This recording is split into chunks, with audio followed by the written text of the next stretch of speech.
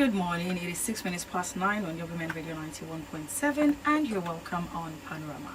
Panorama is where we have the ladies from different geopolitical zones come together to discuss, accept, and disagree on topical issues. And Panorama is broadcast Mondays through Fridays at 5 minutes past 9. My name is Esther Alarabe. I hope you're doing great, and I hope you're excited for all of the goodies that this week is set to bring, because, again, if I'm talking to you for the first time or you're listening to me for the first time in this month, it is still safe to wish you a happy new month, even though it's the 4th of September. But anyway, it's a new month. This morning, I'm going to be speaking to Ibinabo Dixon and Buki Femi Ajala. Good morning, Buki Femi Ajala. How are you doing, Buki Effie? Buki Effie is doing great. I want to thank God today. It's a bright day. Yeah, it's a bright day. It's the start of official week. I just want to say thank God, thank God, thank God. Thank you for joining us this morning. How are you doing? We're doing great. We're doing fine. Taking one step at a time. And I want to believe that all our listeners too are doing fine. So anywhere you are, I'm saying to you listeners, how are you doing too? Thank you so much, Buki, for joining us. And we also have Ibinabo Dixon. Good morning, Ibinabo. How are you doing today? Good morning. I'm doing fantastic. Good morning, Buki Effie. You are going to pay when you Morning. I want to say good morning to all our valued listeners, and I want to say a very fantastic morning to all Arequans. Talking about Arepo, that's true, but give us more info. I mean, the Arepo Games Festival on Saturday was a very, very amazing watch. I saw some of the... was up and about. Yes, so... I know, right? Yes, very, very good. I mean, it's good to see opportunities where children can come together, have fun, educate themselves that way. I mean, that sense of communal living, I could feel it in the atmosphere, the videos that I saw and what have you. It's also interesting, Ibina, but hope we'll get to see another one next year. Or will you should not ask for too much? No. Hopefully, the main people involved are into making it an annual event, and it will be beautiful. And I'm sure by the time it's really,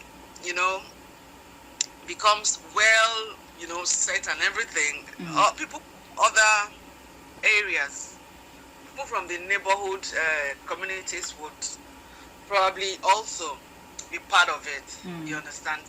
But overall, what I saw, I was surprised because it didn't even give a feel of a maiden edition. It was like it was an already established festival, and that was just a subsequent one.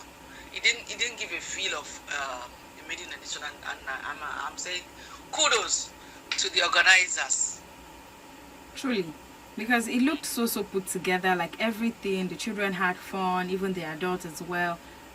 Feels so good. Now talking about sport and the need for communal living. This one takes us into... Yes. Please let me interject. Okay. Let us quickly give a word of appreciation to Women Radio. It is fantastic when you have an organization in a community that is always available to support any good, venture. Because, there are so many organizations within Arepo community. But trust me, bring it to WFM. Their open door policy is amazing. They are so supportive. And I believe that those who live in Arepo truly appreciate them. And we are saying a big thank you to the management, especially to Mrs. Stone herself. That was awesome because I saw their stand and they were very much on ground and very supportive. Well done to everyone from. Kudos. We celebrate you.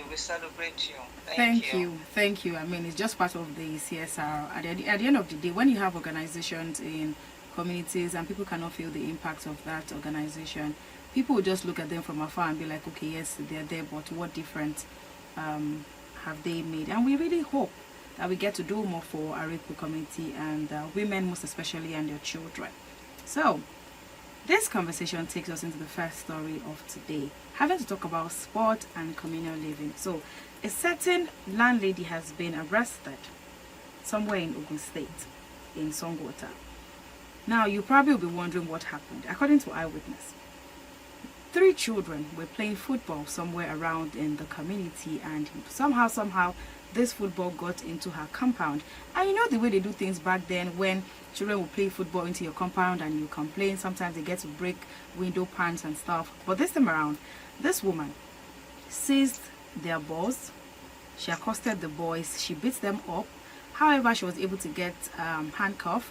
She cuffed them up, beat them up, and forced them to sit in a pool of dirty water. I saw the video. I felt really bad for these children. Yes, I know what it feels like to have to correct children so many times. Oh, don't bring your ball in here and what have you. Yes, I mean, a lot of us did that growing up, so I can understand what it feels like. But this woman went steps further, having to beat them, cuff them, and make them sit in muddy water. And to think that there were people around in that community just watching. Nobody was able to say anything or to able to call this woman to caution. You know, there's sometimes when you do stuff and just in the burst of the whole emotion you feel at that time, you just want to do anything or say anything. But when there are people around who can call you to order and be like, oh, no, you don't have to go this way, you don't have to do this.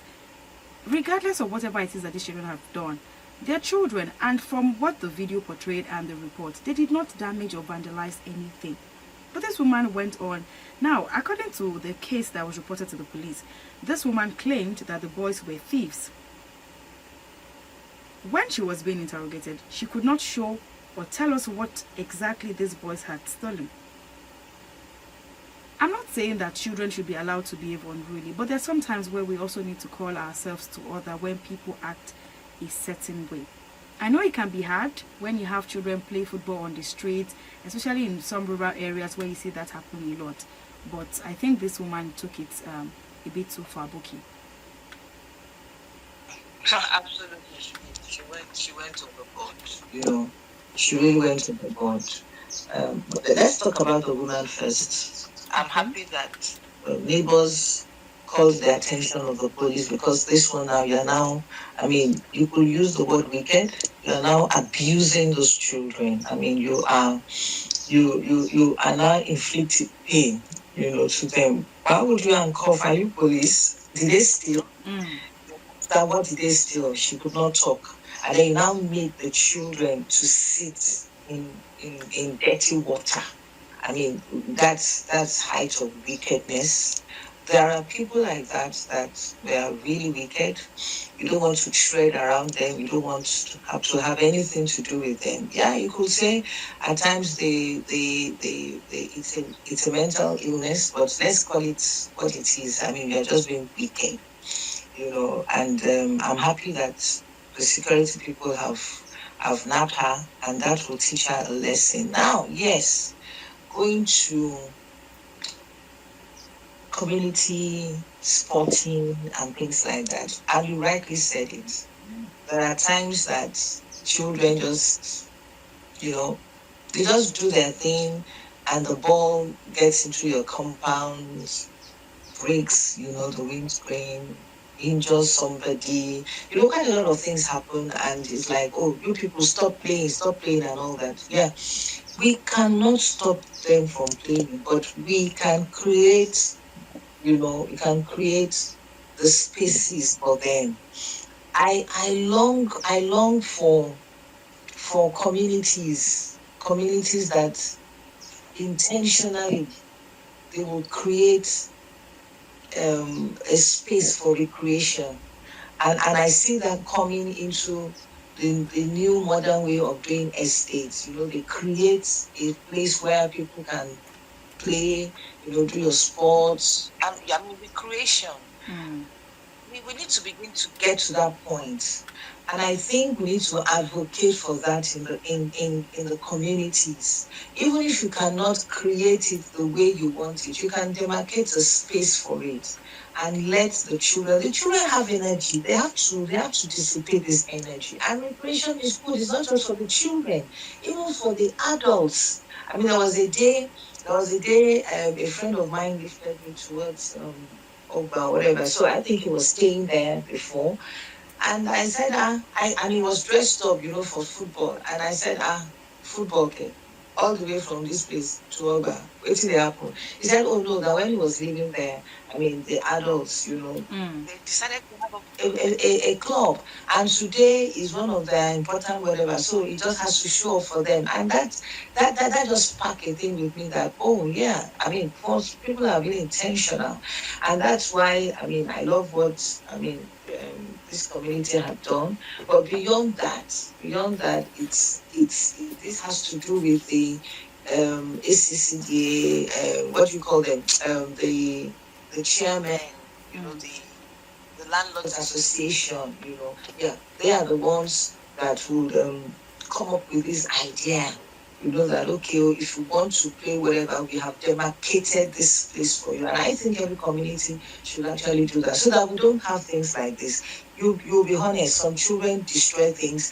They can injure human beings because when the ball comes and it hits, but we cannot stop them from playing. But what we can do as adults, what we can do as landlord association, and I'm specific about that, is to create a place where they can stay. In those days when we were young, we had it, but I mean, greed and not understanding what entertainment means, I mean, allowed everybody to just, once it's see any space, so yeah, just build houses and all that. But I think we should come back to that. Thank you. All right. Thank you so much, Buki, for your thoughts there, really. If we get to think about these things properly and make arrangements for spaces like this, one thing that I will keep clamoring for is bring back libraries. Growing up as a child, I cannot forget Henry Carr Library. This library holds a lot of memories for me because after school I would go there because of the weekend. During holiday breaks I would go there. But as it is right now, growing up, you don't get to see a lot of public libraries anymore. People don't have free spaces where they can just go read or just enjoy nature. We don't have that anymore. If there's any library anywhere right now, I don't know of any, but if there is, you probably will be going there. Maybe you'd have to pay, or maybe there's a bookshop on the side where you have to pay to use their space. But back then, you get to see public libraries that were well furnished. They had books and what have you. They even had a procedure where you could write down your details, borrow a book, go back, read it 2 to 3 days, you return it, and you can always, and it helped a lot because some students whose parents could not afford to buy them their school books could come to the library and read these books or use them. It did a whole lot. It was another way of engaging children. You don't get to see a lot of children on the street. I mean, I know that there's some who would rather enjoy the sports and outdoor activities, but give children the opportunity. We're talking about value and creating a mindset that is tilted towards leadership and growth, but we don't have anything in our society that actually speaks or allow for this environment to thrive. Ibinabo. Thank you very much, Esther. While I'm going to respond to this, let me take it off from where Buki paused. You see, a community like Arepo, it has a government-owned primary school. It's no government-owned secondary school. So you can see that the leadership then was not proficient. They're not thinking about tomorrow. They're not thinking about tomorrow's leaders. Because Arepo is quite a big community. So if there was space for primary school, so what was the mindset then that after primary school they should all go back home? Because I've looked around Arepo. Arepo is a community of different, classes of people. Yes, there are enough private secondary schools, but can every family afford a private secondary school? The answer is no. So the government should have built a secondary school in Arepo. So you can imagine When there's no secondary school, there's no space for secondary school. Then where do you now think that they will now begin to think about libraries? They'll begin to think about children having, when there's no secondary school, how do you think about having a library where you can have some peace and quiet, where you can go in and study, or go in and, borrow a book, like you write this Esther, and read for a few days and return and borrow more. So you see, I think what my advice at this point is, because for me, I feel that if Arepo had, book was talking about Landlords Association. The whole state it has moved far above beyond that. Now we're talking about CDAs, Community Development Associations. So there are so many CDAs in Arepo, and these CDAs, they've come under Arepo Area CDC. That is AACDC. Now that Arepo has CDC, they have been given a road. So I'm hoping that Arepo will soon have a secondary school. And then maybe the government can come into the rescue of the people by maybe making available a land, because there are still, the land, Arepo is big and is expanding. There are so many things the government can do for the people, because life is not all about payment of taxes. There should be, recreational centers for children. If you want a child to live well and grow well, it's not only because you're giving that child nutritious food or balanced diet. These children, they need to play, they need to exhale, and they need places to do that. So that was why the program that WFM partnered was a fantastic one. But the venue was provided by a school. So if a school could have such a sports facility, then what is wrong with our local government not giving Arepo such a facility?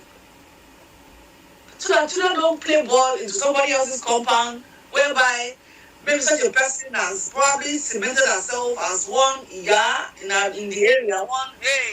Mama, everybody jackpot.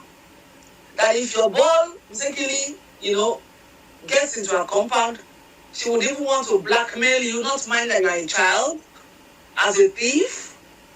So a lot of things, our leaders should be very futuristic. Whatever we are doing, we should begin to factor in a lot of things. More so things that will be of benefit to our children, so that they will grow up well, they will have the right mindset towards life. There are some things that we don't provide for our children, but we don't understand that it is affecting them. I was looking at all of these children on Saturday. You could just see joy all over them. In fact, it was like this festival should not end.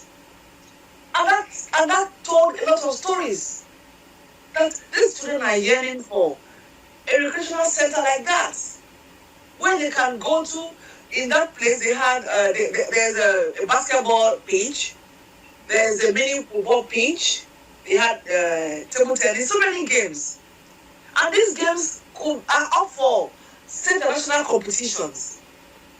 Who says you cannot? This is how we groom children. I can recall those days.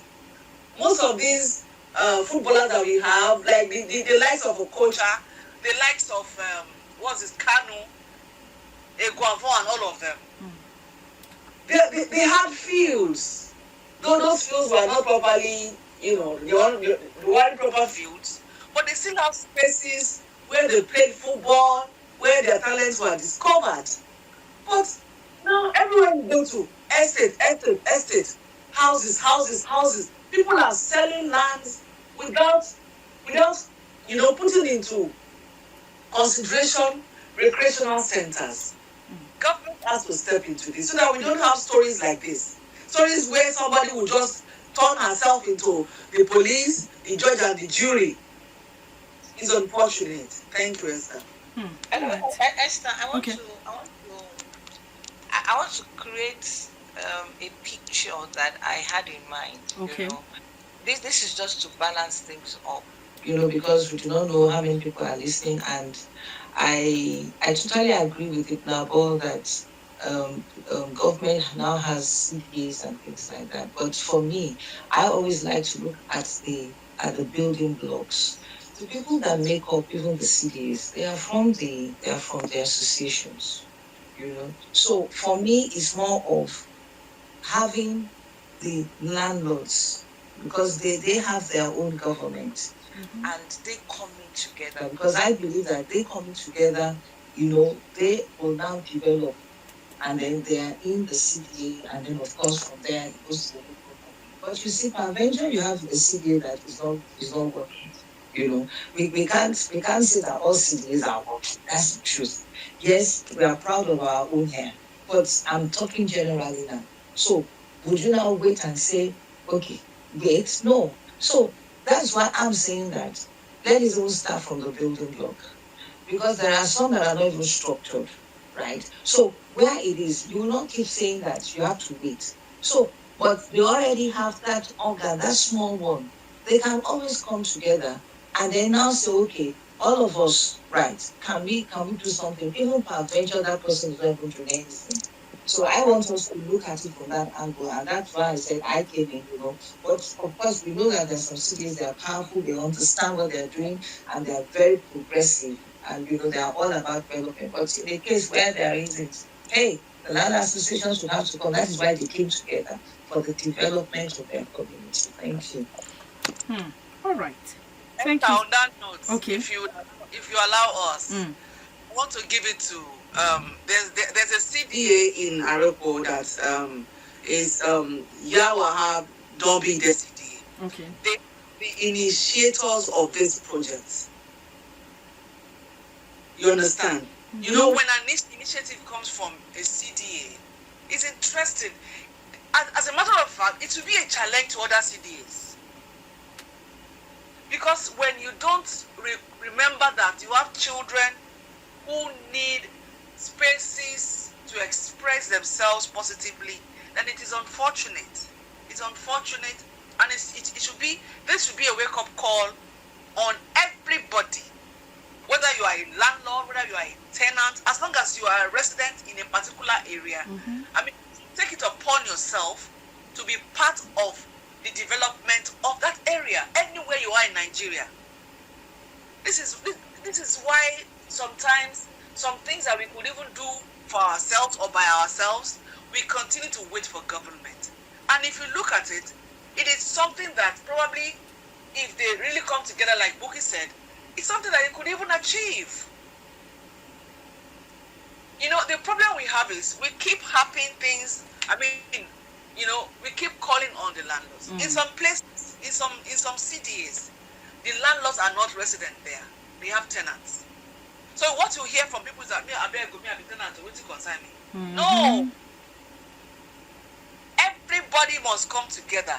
That is why the idea of the Community Development Association, that CDA, is interesting to me, because now it is all encompassing. It is not about because there are times that in some areas, I could recall there was a time I was at my sister's place, and there was a meeting. She attended, and the other people are saying, we will be tenants. So declare to people that anywhere you reside, be part of the development of such an area. Not necessarily because you are a landowner or you are whatever. As long as you are resident there, be part of the development. That is the whole idea of. That is why I prefer to harp on the Community Development Association. Because people I'm a tenant. I'm a tenant here now. What's my business? Tomorrow I'll soon go. So why should I be part of development? Don't have such a mindset. Anywhere you are, as long as you are a resident there, whatever goes on there is your business. Don't help yourself out of it. Thank you. All right. Thank you so much, Buki and Ibnabon. I'm glad that we're having this conversation. I really hope that this gets to the right quarters, really. Having to talk about a public health center for women and children in Arepo. We're talking about secondary schools or a library. We're hoping that these things actually get to play out well, because I cannot imagine having to, for families who cannot afford to pay the cost of the private secondary schools, then you have to go as far as going to maybe Mowe, but for what have you, just to go and go to school every single day. How many families can even afford the cost of transportation and what have you, just to be able to do that every day? So it has to be looked into, and we'll keep talking about it. 29 minutes to 10 on Women Radio 91.7, and this is Panorama. Panorama is where we have the ladies from different geopolitical zones come together to discuss, accept, and disagree on topical issues. The phone lines are open: 07000 917 917, or you can send us a text or a WhatsApp message: 070 317 56537. You can listen live at the website www.wfm917.com. Download the mobile app to listen live. WFM917. Hello, good morning. Hello, ma. Good morning, ma. Good morning. What's your name? Where are you calling us from? My name is Mommy Mama Right, ma. Okay, good morning. Good morning, Mama.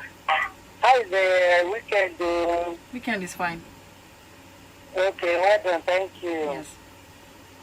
The area that I want to put my own Okay. is that area that we're talking about, the woman that beating the children that they involved.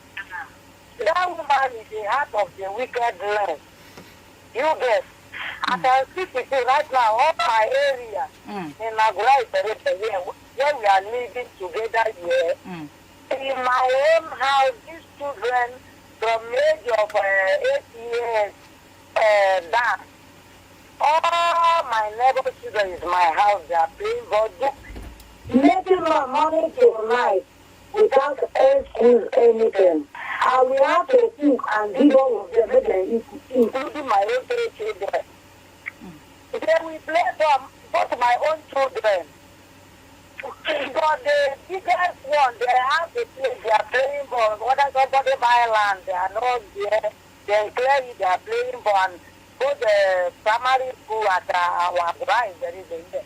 Those big ones, those big adults, they are playing ball there. This woman, they are good at it, make a whole and very well. The heart of the wicked one, it's not good enough. They want to wicked and little children like that, including to put them inside the water. It's a wickedness of the heart. Yes, it's a wickedness. So it's not anybody that put each other inside the problem in Nigeria. All of us, we are in Nigeria. They are facing the problem. So you cannot carry your own palava. These children, I can speak with you now. Come to my domestic today. My company facing me. You will see them. Next time if I go call you them, they you give them for me, you speak to them. Only you go down one more. And I'm not a Yoruba somebody. These children they are talking about now. They will be saying Yoruba to Yoruba. I am Benue woman. Come look at my area here. We are all Igbo. They are Yoruba. Only one Calabar we have for this time. All right, thank you, Mommy Emmanuel, for your comment. So I don't like this kind of thing. Let government hold that woman very well. All right. The wickedness. Thank you. Thank you so much for your comment. I mean, this comment is actually very, very relatable. The fact that it doesn't have to be that because you're from a particular tribe or what have you, the spirit of communal living, having to live together, peaceful coexistence, and understanding that children will be children, knowing when to apply caution, knowing when to say what to them and how to say it, knowing what to do. I mean, there is love in correcting people, but there is a thin line between correction and wickedness, a very, very thin line. So know when you're doing what. There's a message from Afosi from Magboro. This one says, this woman went overboard. That gruesome act that she's done, subjecting those children into this agony and inflicting this pain on them simply because their ball fell into their compound. She has taken law into her hands, and she should actually be made to serve as a deterrent to others who engage in such domestic abuse. So we're all saying the same thing. Nobody has said that what this woman has done is good. I mean, if she wanted to correct them, there are other ways that she could have done it and still pass her message. But this one, this one is an assault on them. Moving over to another story now. This one is so heart-wrenching. A young woman was seen after she threw her baby into a river somewhere in Badagry in Lagos.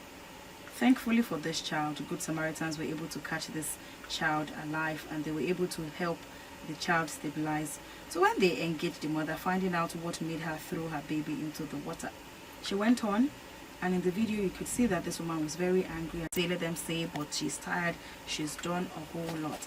Now looking at this video, there's so many things to look at.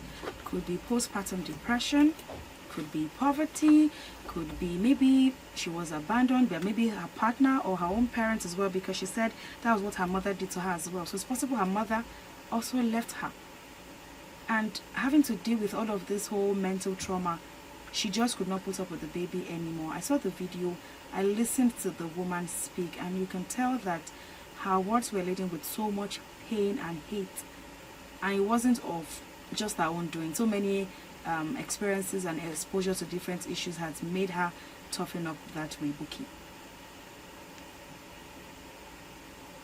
Yeah, it looks like it's a postpartum depression thing, coupled with the fact that the support you get when you give birth was not there. Because I'm wondering how she left her home with that baby, at that point in time, and this happened. So I see the two things happening. The people at home, probably they are even tired. They don't even understand what postpartum depression is, baby blues, and it's high time we begin to educate. I know there have been lots of little clips, but really, Ministry of Health, Education, the Orientation Agency, and even Nollywood, media, entertainment should talk more. I mean, educate a lot of people concerning it. Maybe the educated ones. But what about the people that don't have that opportunity of knowing? So it has to be done in different languages and explain it to them that, that 6 weeks period, I mean, after birth, that's why they call it postpartum. It's critical. You look at it. I mean, we pray that nothing happens, but just in case something happens, and people begin to notice that bondness you are supposed to have with your child is not there. You don't want anything. You don't want to do anything. You're just there. You want to just kill that baby. Let that baby. It's like that baby came to disturb your life and all that and all that.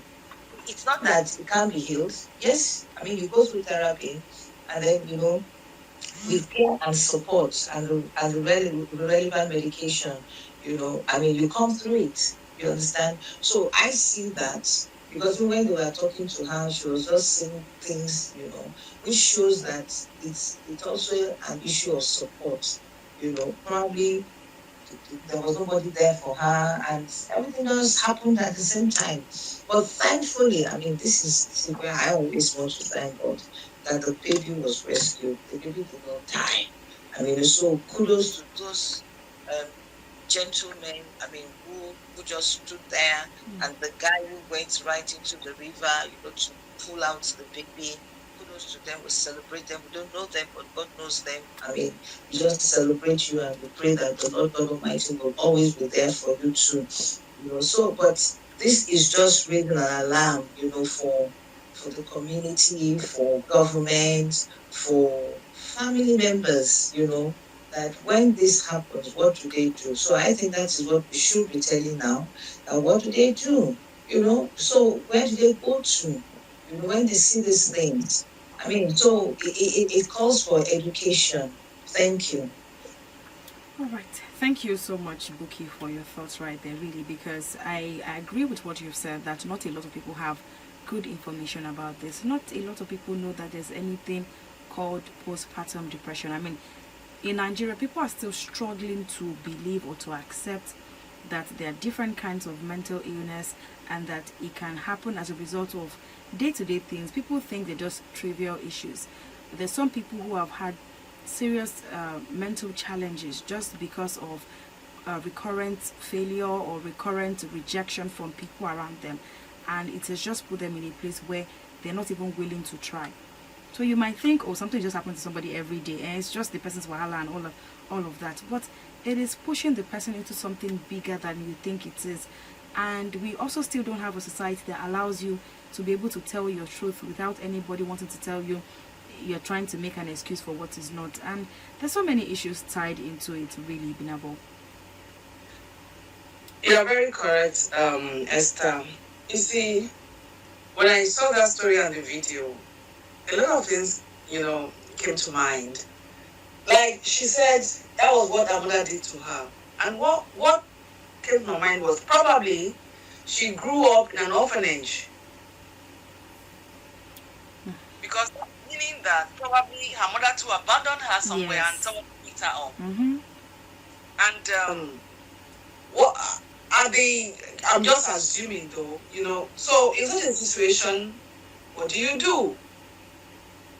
I want to advise that children in orphanages, I've been to a few of them. There was a particular one I went with a friend. She is in a particular group, all these, help groups. Okay. Where they went to give some items to the children in the orphanage. A little girl offered to pray. This girl, Esther, couldn't be more than 8 years old or 9 or 7. And she had a younger sister. They were abandoned. Somebody just abandoned them somewhere by the roadside. The mom said she was coming and she never came back. And they looked everywhere. The children were taken to the police station. From there, they were adopted by this orphanage. Now, this child offered to pray. Esther, if you were there, you will share it here. This girl prayed. She prayed like in appreciation and prayed, to what we have brought. Then she was praying to God for the orphanage and everything. And she broke down and started crying. So what came to mind was, what could be going on in the mind of this 7-year-old? That little girl had a lot going on in her mind. She is frustrated. She is confused. A lot, because at least somebody took care of her up until she was a certain age. So she could still have memories of a past event that, she had with whoever abandoned them. So what I want to advise people is that when you have an orphanage, please make sure you engage the services of psychologists. The children need therapy. Yeah. Because irrespective of whatever you do, to help them in that home, at the back of their mind, they keep questioning why they were abandoned, and they will not get answers. And this could lead to some sort of mental illness. Because for a woman to have come out to say that, maybe her mother did the same thing to her, she is still pained by being abandoned. She needs an urgent medical attention from a mental a psychologist or a therapist. Mm-hmm. Yes, there is need for help. Don't just keep them in the home. They are doing fantastic, because what I saw in that home that I went, this particular one, owned by a couple, do you know how much it will cost them to feed those children? And people only volunteer. It's not like it is your responsibility. You just do it because you want to do it. So I'm appealing to everybody. As much as you give them food items and all, clothing, materials and everything, if you are a psychologist, a psychiatrist, if you are into anything else with mental illness, please look out for these orphanages and homes and offer to help. They need it. Because when they grow older, I saw a particular, she's 18 years old. And they said she had been there for the past 6 or 8 years.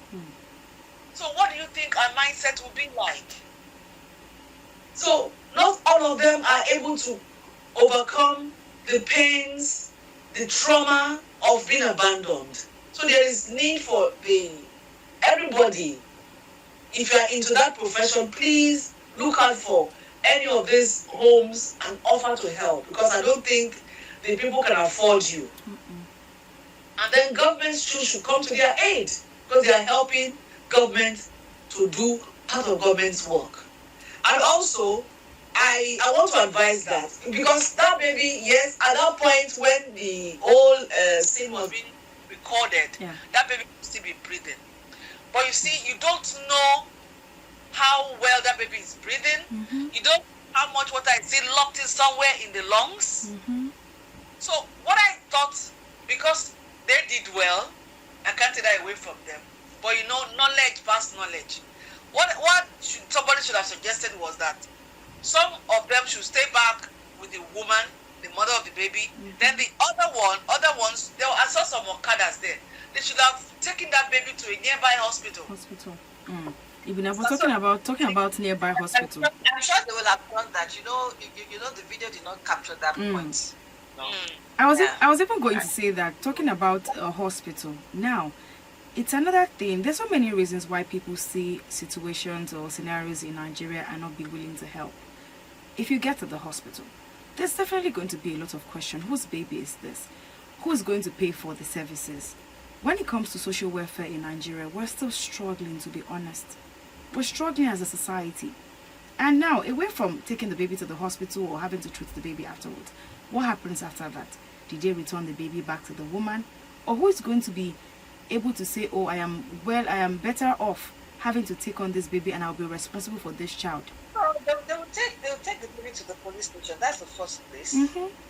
From the police station, They already have that. At least I can say what happens in Lagos State, you know. So from the police station already has, you know, a handshake with homes, and then if they call it the social welfare, you know, from the Ministry of social welfare and all that, you know. I mean, it's tight, and then they take the person to the children's home, you know, it becomes the government property, you know. So we can only say that all other governments, you know, states, you know, to replicate that. But I also agree to you that when they take such babies, you know, to maybe probably private, who is going to pay? So this is where the humanitarian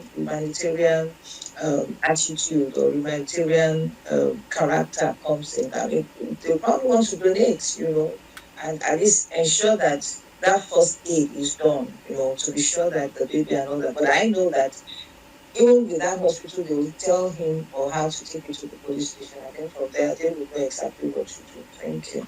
And to quickly add to what Buki said, I want to plead with the government that when, like this case that we are discussing, the woman is not completely irresponsible. She has a problem that needs to be solved. What is the place of government in all of this? It doesn't start and end with taking the child to a government home. They should look to the situation of the woman. That is why they are the government. Look into her situation, you know, check her out. Why did she do that? There are professionals who are trained to know how to extract information from people like this so that they can talk to her. They will get to the bottom of her situation and see how they can help her. Because just taking the baby from her because they feel she's not capable, she's not with the right mindset, it's not fair. Because she's not doing it in her right mind. So everything that should be brought to the situation like this should be holistic. Government should always make provision for everything. When you pick a child, okay, this case, a woman, even if you see a lady abandoned, there was a time a baby was abandoned at this rail line along from, I think it comes from Yaba area, runs through Idioro to Oshodi and all. Somewhere at some point around Idioro, a baby was found. Somebody dumped that baby near a heap of trash, and some women saw the baby and all that. Okay, so now nobody knew who abandoned this baby. That's a different case entirely. But this particular one, the woman was there. They saw the woman. So for her to have, she could have done this discreetly without anyone seeing her. So for her to have done it in the broad daylight, to the full glare of everyone, that tells you that she is sick. So it doesn't start and end with government just taking the baby from her. Government should look into her situation. What is wrong with her? Is it something that has to do with a mental case? Can they put her in a hospital? And when the doctor certify her to be okay, can they just do something? Maybe, I know they can't take care of everybody, but when cases like this popped up in the public spaces, they should take it up and then look for a little thing to give her to work, because she will still get pregnant again. Somebody will grab her and impregnate her again. And then maybe this time around, nobody will know when she will go and dump the baby. So she needs help so that this does not continue. She needs help. Thank you. All right. Thank you so much, Ibn Abo. Thank you, Buki, as well, for your comments this morning on the different reports that we've taken today. Yeah, thank you for having us. It's always a pleasure having us. Thank you. Do have a good day. So, there's just so many things to look at when we get to talk about issues like this. Talk about social welfare. We'll keep talking about people having mental challenges and not being able to talk about it. Sometimes when you are the one in that space, you don't necessarily understand what exactly is going on with your mind. You know that something feels different, but you cannot lay your hands on what exactly. Sometimes some people are able to express theirs. You get to see them being very, very irritable. Some people are always crying, they're always breaking down, and they don't know how to hold it together. But are we paying enough attention as a society to people and the needs of other people around us? These are the questions that we need to ask. People are having to struggle with a lot of things, and people just want to hold it down and show face every single day like they're happy. But a lot of people are not. They're not. So just an act of kindness today would go a long way in the life of somebody close to you. Just choose to be different. My name is Esther Laribi, and this has been Panorama on Women Radio 91.7. Do well to join us again tomorrow at 9:05 as we get to discuss, accept, and disagree on topical issues. Up next is Radio Doctor with Chinyere Timothy Crown. The phone lines are open 07000 917 917, or you can send us a text or a WhatsApp message 070 56537. Good morning. To sponsor this program, call the number 0816 480 7613. WFM 91.7.